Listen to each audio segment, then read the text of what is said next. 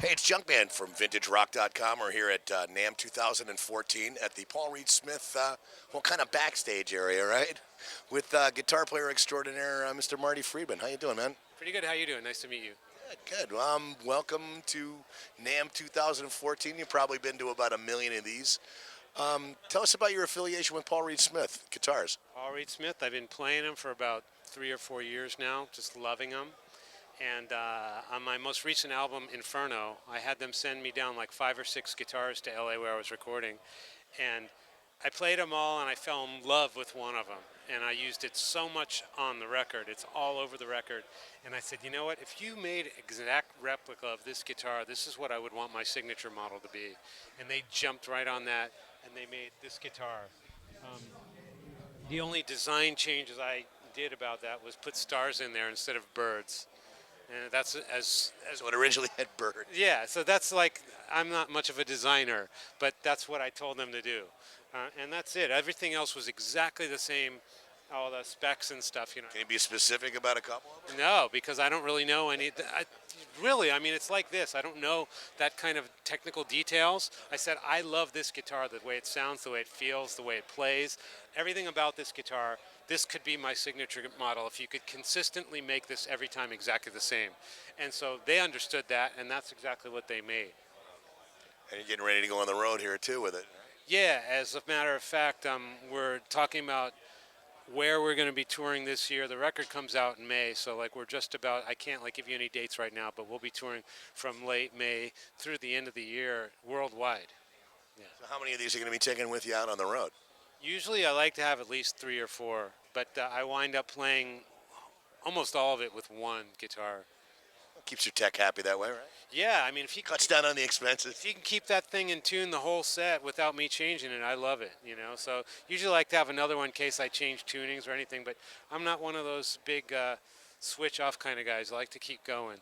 Have you, playing other guitars that you've had before with Paul Reed Smith, consistency qualities and just anything like, tell us about like why you would choose a Paul Reed Smith guitar over something else. This is a good question. The reason why it's it's very simple. I've got tons of guitars in Japan, and I do tons of extremely varied kind of events. Like just before coming out here, I played at the Tokyo Dome with a champion wrestler of Japan, and we had like run through the whole Tokyo Dome together. And sometimes I'll play a heavy rock kind of gig with my own solo music, or I might play this super pop type of thing on a Japanese television program, or I might play in an ancient Japanese temple, or I might play live on the radio, or I might play in an event, all kinds of different things, or I might play with a symphony orchestra or something like that. And usually I would gauge myself to, all right, is this event really important, or is this event something that the pressure's really on? On those gigs, I would always say, well, give me my PRS just to be safe.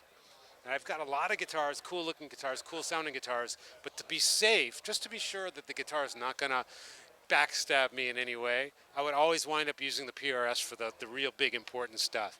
And it came to a point like, well, if I'm always safe with this guitar, why don't I just go straight to this company and use those guitars all the time? And that, you know, about 3 years ago, I decided, well, I'm going to endorse PRS and have a working relationship with them. And now my guitar is born from that. Speaking of Japan too, you for people that have followed your career know that you spend, like you said, a lot of time in Japan. How did that all happen? Actually, I live in Japan. I've lived there for 10 years. How did it happen? I mean, there was a period of time where I was listening to Japanese music only. I got kind of discouraged on the American music scene. I mean, I liked it, but I was hearing stuff out of Japan that was exciting me a whole lot more. And 100% of the music I was listening to was from Japan. So I'm like, you know what, I should really be there and let my musicality be a part of the Japanese music scene. I so wanted to do that. And then I just upped and moved for that simple reason. And I had no idea how things would pan out, and things worked out so much higher than my expectations. And it came to the point where I couldn't even leave Japan because I had so much stuff that I wanted to do, so much stuff I was able to do. So it was born basically out of me loving the music over there, and it continues because I've just been able to have so much musical freedom and freedom to do all kinds of really crazy things that I've enjoyed doing.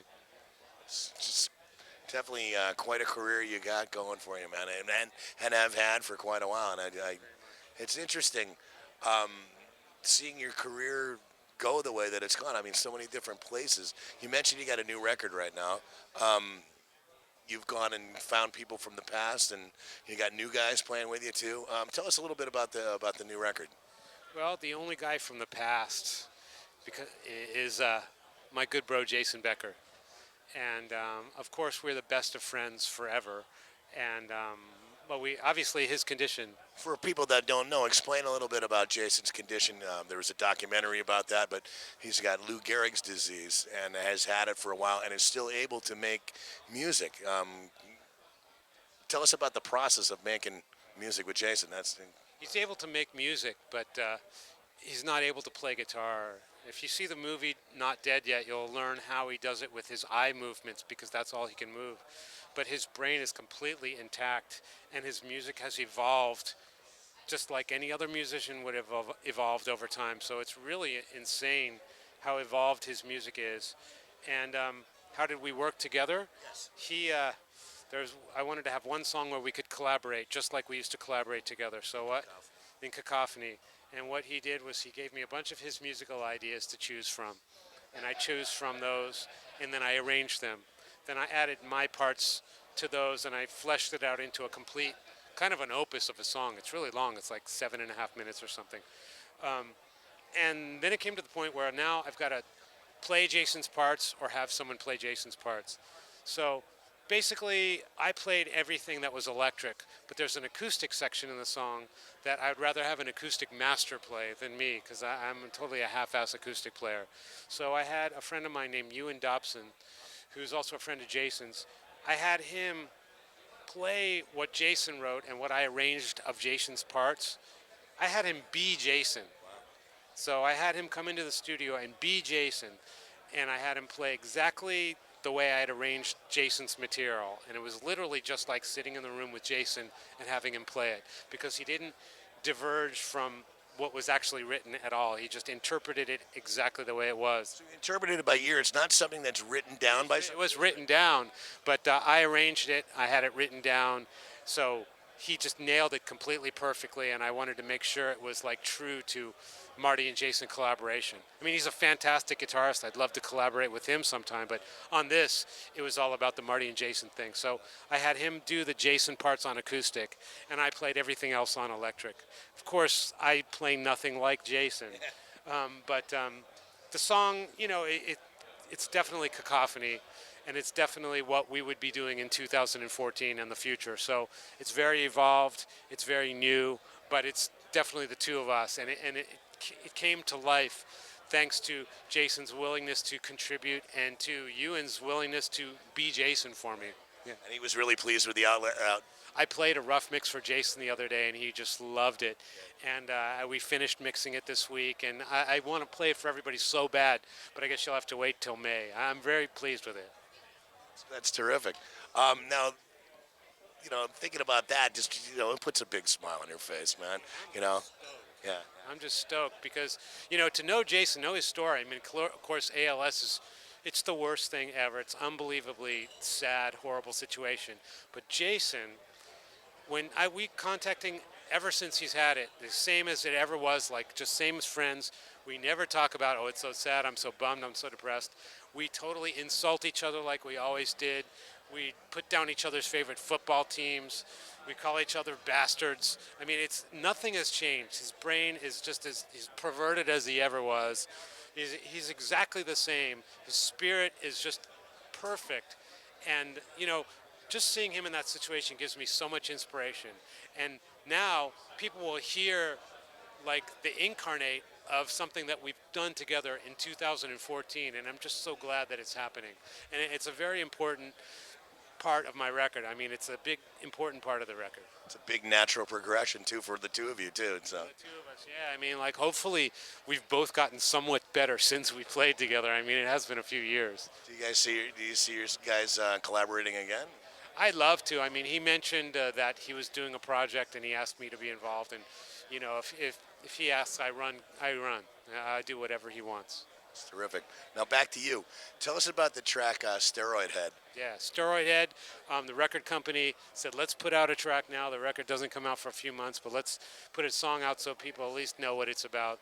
Steroid Head is a really cool song I love on the record. It's a real heavy, to use a dated word, but it's a real thick, fat song that just feels really good. And it's interesting. It's very Marty. I had some great guys play on it and work with me on it. A friend of mine named Keshav Dar from a band called Sky Harbor, who I've worked with him before on my previous album, Tokyo Jukebox. This guy is a star. I'm telling you right now, I love working with him. I had him on there. I had a drummer named Anoop Sastry, who's also in Sky Harbor. He played on a lot on the record. I love surrounding myself with people that I enjoy their musical vision on their own, and then telling what that I like about their playing and have them add that to what I would do. You know, there's no sense in having 5 Marty clones on the record. You know what I mean? So I love to work with people that make me come to the party and do something cooler myself. And so Steroid Head is like, it's basically that. It's funny you mentioned 5 Martys. I think you play like 5 guys at once at times. Nice. Again, the model of the guitar that is going to be available, like I guess commercially, right? Yes, commercially in May, I believe so, when the record comes out in May. So it's all coming out at the same time. But yeah, PRS, nothing says quality like that. I've always loved the company, and I'm honored to be in the family now. It's fantastic. It's terrific. Again, website where people can find out more info about Marty Friedman. Everywhere, martyfriedman.com. My Facebook, my Twitter. I'm not as good as some guys who are constantly on there, but I try to be as nice and update as much as I can, and answer people when I can, and it's all good. Facebook, Twitter, and martyfriedman.com, and of course Prosthetic Records, who's releasing the record, and Universal in Japan. Which again is the date of the release is. It's May, but I don't have the exact date yet. Well, Marty, I appreciate you talking with us at vintagerock.com. Junkman, vintagerock.com, Marty Friedman, and the Paul Reed Smith booth right here at NAMM 2014.